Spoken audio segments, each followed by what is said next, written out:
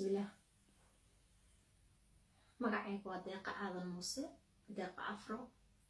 waxaan fiidiyowgan duubayaa 12 bisha 7 2017 maalin jimca waan salaamayaa dhammaan inta fiidiyowgan daawata ama dhageysan doontaba waxaan inagu salaamayaa salaanta islaamka assalaamu calaykum waraxmatullaahi wabarakaatuh waxaan rabaa halkan inaan kaga hadlo arrin aad iyo aad muhiim igu ahayd runtii aan muddo badan ka fikrayay ilaa yaraantaydii ilaa haddaba ilaa markasta aan aad uga fikri jiray waan dareensanahay runtii in kuwa badan oo idinka midow runtii aan ku yara aragti duwanahay laakiin muhiimadeedu waxay tahay horta anigu waxa aan rabay inaan soo gudbiyo taasaa aniga aad igu muhiima sidaan la soconaba adduunyadan waa lagu soo kala horeeyaa waana lagu kala dambeeyaa aniguse waxaan hadda maanta halkan usoo fadhiistan codsanayaa waxay tahay in ilaahay subxaana watacaala maalintuu iga oofsado oo kolley dadna waa iga dambeyn doonaa dadna waa iga horeyn doonaa wax iska caadiya laakiin anigu waxa weeyaan waxaan codsanayaa maalintii ilaahay iga oofsado ee ajashaydu dhammaato ee aan dhinto inaan wax qabri alle iyo qodin inaan lay aasin arrintan waxaan ka fikrayay runtii muddo aad iyo aad u fara badan dhinaca diintan ayaan la iila cararin markiiba sababtoo ah waxa weeyaan diinta islaamka oo aniga aan ku dhashay ee aniga aan jeclahay ee aan ku dhiman doono insha allah si wanaagsan uma aqaano ilaahay subxaana watacaala ha ii kaso inaan si wanaagsan u barto insha allah mana garan karo runtii culayska ama cadadka ay ka qosayn karta arrintan runtii anigu ma garan karo hadda mid ii cabiran ma aha dhinaca diinta weli kuma eegin laakiin dhakhaatiir badan baan la xiriiray arrintan macnaha waxaa ka suurtageli karaa waxaa ka macquulka ah siday u dhici karto waxaweyaan runtii inkastoo dhakhtarkii ugu dambeeyey runtii uu iniyad jebiyey uu igu yiri adiga waxaad ka baqaysaa qabriga iyo waxaad ka baqaysaa dhuwa xabaalo laakiin isagu siduu ii sheegay in isagu maxaa la yidhahdaay uu saxiixay markuu isagu dhinto in la gubi doono subxaan allah marka aniga ahaanteyda fikradeedu waxay tahay iyadoon wax diin ah meesheeda loogu tegin oo la ixtiraamayo oo maxaa la yidhahdaay aan diinta meesheeda loogu tegin haddana in fikrad ahaan iyo maxaa kula system ahaan bal waxa arrintan ka suurtageli karaa in la eego adduunka maxaa la yidhahdaay dhul la-aan kama jirto adduunka dhul badan baa iska bannaan dhul kasta wuxuu waddan kasta wuxuu leeyahay dhul aad u tiro badan oo lama degaana oo maydka la dhigi karo meeshii laga aasi lahaa in maydka meeshaas la dhigo dhul kasta waddan kasta dhulka ka bannaan in maydka la dhigo haddi kadib xitaa haddaa fiirisay systemka ay wax u socdaan waxa weeyaan dadka haddaad eegtid dadka sii gaboobaya iyo dadka soo dhalanaya runtii waxaad moodaa dadka sii gaboobaya inay aad u tiro badan yihiin oo runtii ay aad u yaraatay dhalmadii iyo tarankii inuu hadda kadib xitaa aad isu yaraan doono khaasatan hadda waddamadan reer galbeedkaan joogno inuu aad wixii isu yaraan doonaan halkaasna ay fursad tahay oo runtii ay kasoo bixi karto dhul aad u tiro badan oo dadka dhinta la dhigo ama lagu kiib karayo meesha laga aasi lahaa qaar baa oran doonato culayska soo food saaray ay ka sheekeynaysaa waa maxay runtii anigu alxamdulilah rabbilcaalamiin waan caafimaad qabaa laakiin soomaalida waxay tiraahdaa wixii aan la huraynin horaa loo qabsadaa marka aniga waxay iga tahay wixii in horey loo qabsado unbay iga tahay waana waxaan la huraynin waana wax aniga igu taagan inaan wixii aniga fikirkayga aan ka dhiibto maadaaba waxaan anigu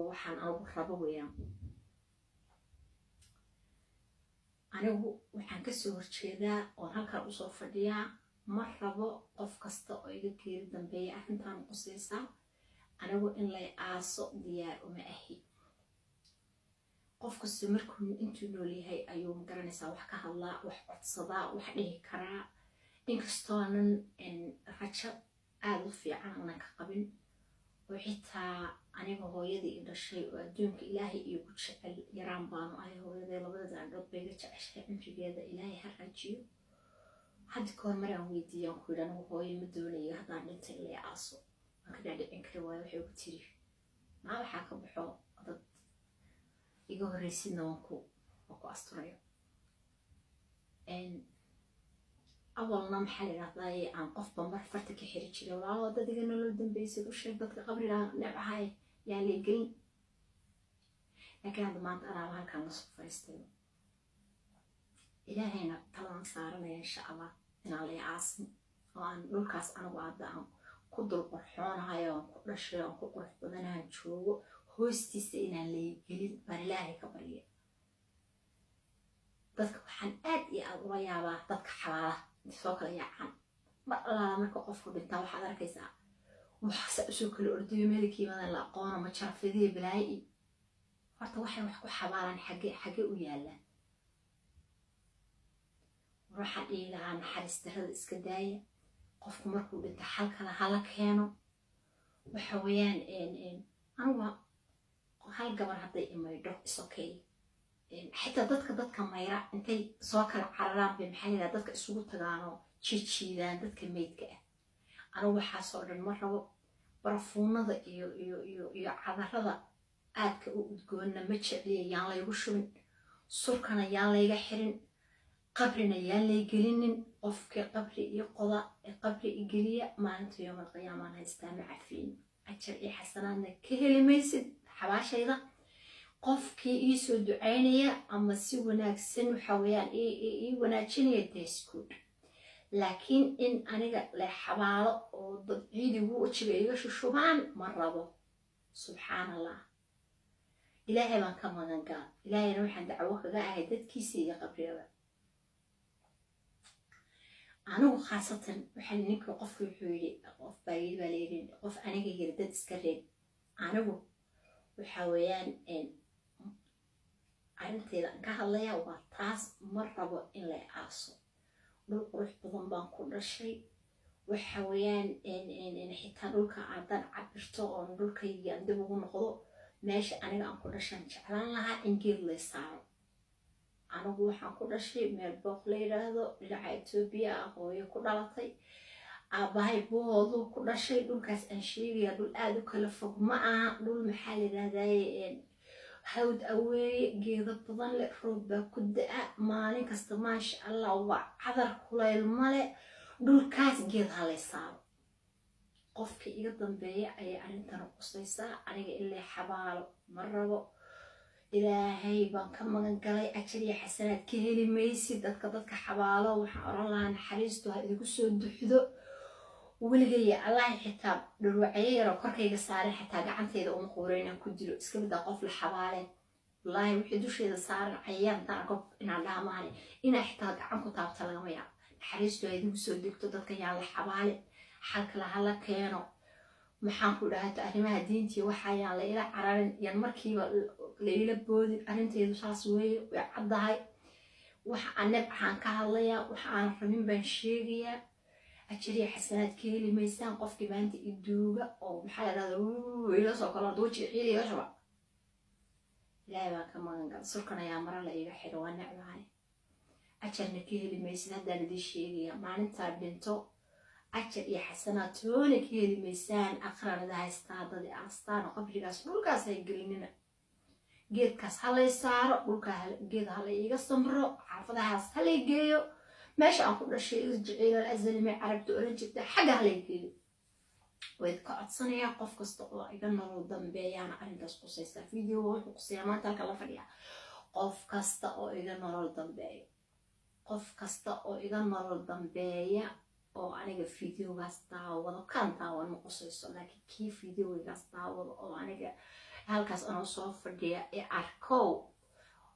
maalintii aan dhinto waxa weeyaan asxaabtana waxaan leeyahay haddaba igu yidhahdaa deeqa adduunka kaale kusoo wareega xaggan iyo xaggan maalintaasaan wareeg u baahanahay maalintaas diyaaradaha lay saaro haligii meeshaas geed ha lay saaro halayga soo wado geedka korkiisa hala ii firaasha hala ii geeya raka hala ii sameeyo wax geedaa lagu sameeyo waa codsi ku socda qof kasta oo iga nolol dambeeya السلام عليكم ورحمة الله وبركاته قبل غوانا عيالي قلنا